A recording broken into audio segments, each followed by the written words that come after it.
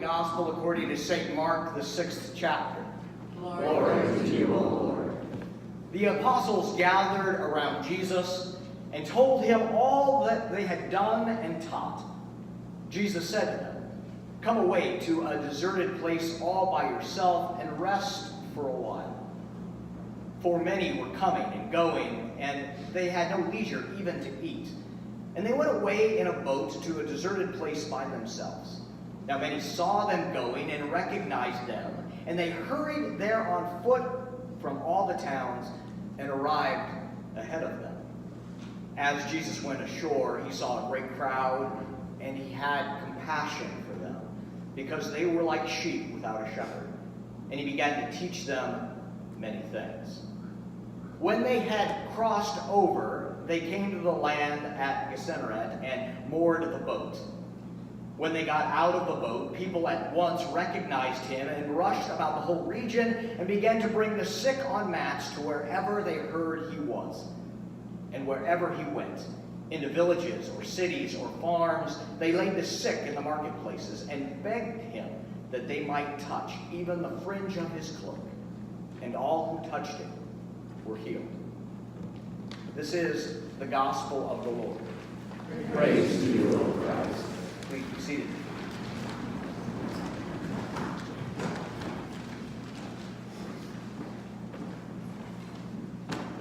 So there's a phrase that we've thrown around every now and then. You might have heard it you might have used it when you were either sad or noticing someone cry. The phrase is, they cried like a baby. Cried like a baby.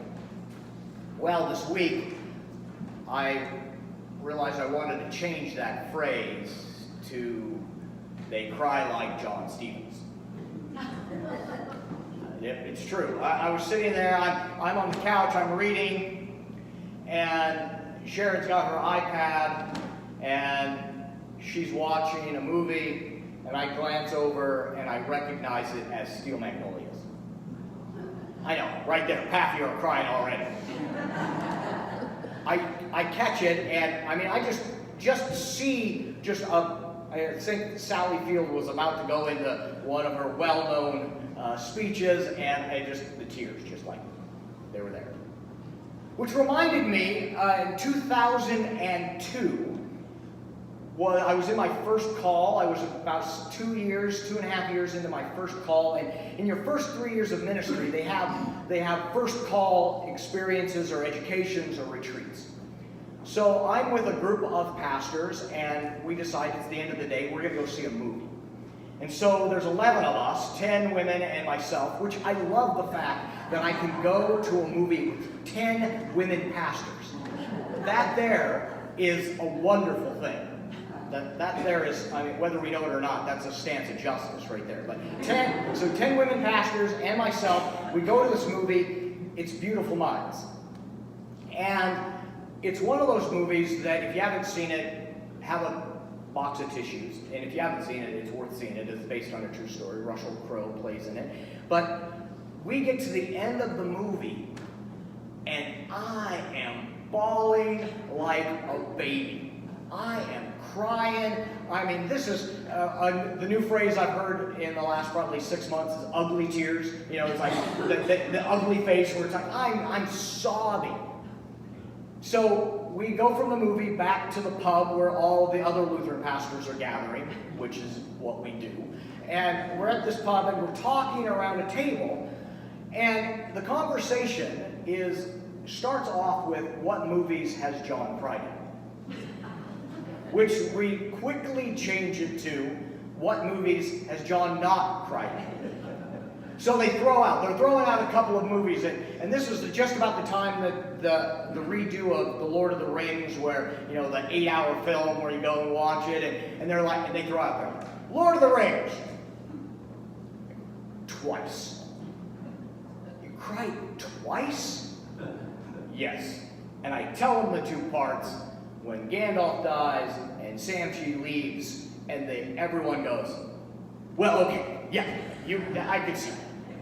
And we had this conversation about how these stories affect us, and I'm like right up there, tears coming out of my eyes, and it is not a pretty picture. I love the power of story. I also have a hard time with the emotional arc of a story, where when you're a good story will start you at the beginning, bring you to an emotional arc where you're like, ugh, and then there's resolve. There's resolve at the end of the story, but that emotional arc at that very top is where I freak out. I mean, I have had shows, half an hour TV shows where it's taken me almost a week to watch. Because I watch like 10 minutes and then it gets so intense, I'm like, pause, and I go on and do my thing, and I come back and I hit play. There is power in stories. I bring that up about how stories affect me, and I know how stories affect you, maybe not to the extreme of one way or the other, but they affect us. We know stories have power when we read the Gospels. When Jesus and the disciples are coming back, they're telling the stories about what's happened to them. They're like, oh, this is what's happened. And they're telling Jesus what they've done. And you can also sense they're excited and they're tired. And Jesus says, we need to take a moment to rest. We need to withdraw. We need to regroup. And so as they're going along, there's people that recognize Jesus. They might recognize some of the disciples, but they recognize the guy. They recognize Jesus. And they know. They've heard the stories. Some of them might have experienced Jesus personally, but they hear and they know. They've been told about this Jesus through one another's stories. So they take off, they figure out where Jesus is going, and they get there, and Jesus looks, and I love this. This Jesus doesn't say, oh, there's those needy folks again. Those are the folks that are always hunting me down. They're the ones that are looking for stuff. No. Jesus looks at them and says, or the text tells us, Jesus has compassion on them. Jesus sees them and he says, here are sheep without a shepherd. And Jesus has compassion on them.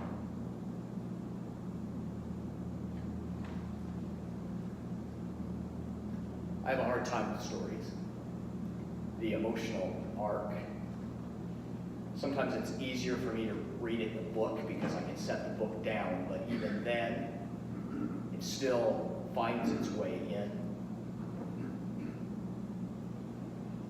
We in the church, I'm thinking about the disciples as they are going to find a place of rest, and then they are bombarded by the people that need help. And I think about the people in the church, you and I, that are gathered here, that are called to be ministers, called to have compassion on those in our midst and those outside the four walls, that were called to reach out. That were called to work for justice. We're called to tell our own stories. We're called to connect with one another. And if we're honest with one another, that work can get tiring. That work can wear us down. That work can make us say, if I have to help another person, I don't know if I'm going to be able to do it. I mean, when we're honest with one another, when we're honest, when Lavon and I are talking in the office and we're honest about those who come through, we get honest about thoughts that run through our head and go, oh. And we struggle. And it's hard. We talk about folks that are down at the Father's heart. And we hear stories after stories, and they move us, and they break our hearts, And then in the same time, as being human beings, it's hard not to be cynical. It's hard not to say, oh, I've heard this story before. And we struggle and get tired. And so on this day, I think it's important for us to remember that we are not Jesus. We are not Jesus. That salvation doesn't come from you or I. The fact of the matter is that we do get tired, and we do get worn out, and we need Jesus. We need the compassion of Christ just as much as when we reach out and offer the compassion of Christ. We need to stop and go, what? I mean, when the good news is preached and we hear in Ephesians about the reconciliation of the cross being pulled from one side to the other and getting pulled and being made into one, and the wall being divided and broken down and us being called together, you mean that's talking about me too? We can forget that it's not all up to you and I. That in the end, it is up to Christ and God, who is on a mission, who is getting the work done. And yes, we get to be part of it. We get to be part of the story. But the author of the story is the one that's in control. The author of the story, the one that is calling you and I, is the one that brings the salvation, is the one that went to the cross, is the one that rose on Easter morning. That's the one that brings the salvation. And the story gets out. The story gets out. I love in the gospel lesson when they go across on the boat to Gennesaret, where they've been on one side, and in the Gospel of Mark, Jesus is going back and forth, back and forth. It gets you dizzy. He's on one side of the shore, takes the boat over, goes back and forth. He gets over there, and I love this, where they say, oh, if we can just touch the fringe of the cloak of Jesus, then we might be healed. Now for us, we see this and we go, oh, that's a neat point. Until we realize that there was a story earlier in Mark where a woman was bent over for 12 years, she was bleeding, and she touched the cloak of Jesus and was healed. Which tells us the power of story. That her story, as she told what happened to her through Christ, spread out. The story says, oh, maybe this power of God, maybe this Christ could be for me as well. So we tell our story. Martin Luther said, the job of the Christian is to be one beggar telling another beggar where to find bread. That our job as people called and reconciled and brought together through the cross of Christ is to tell our neighbor where we find the good news. We do not need the saving. That's the job of Jesus. But we call. We share the story of compassion. We look upon our neighbor and say, yes, my heart is broken too. Yes, I struggle as well. Yes, I have questions. I doubt. But I find my Jesus in these waters. I find my Jesus in this bread and wine. I find my Jesus in the stories of my fellow Christians and my fellow human beings. How God will work and reconcile and pull us together.